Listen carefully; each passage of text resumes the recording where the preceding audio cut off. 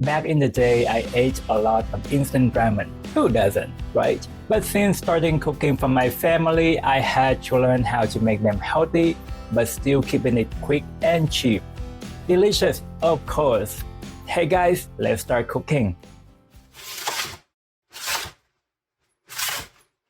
You can find a detailed written recipe in the description and the first comment.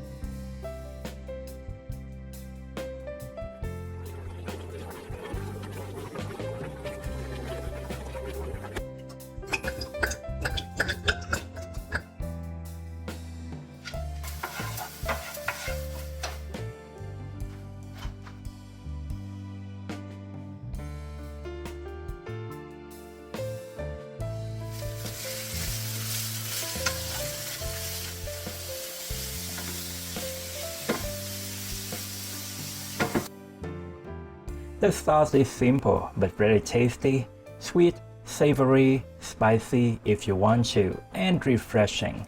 Similar to Vietnamese nước chấm sauce, which includes 4 main ingredients: fish sauce, sugar, garlic, and lime juice. The difference is in the ratio and the addition of oyster sauce and a subtle sesame oil.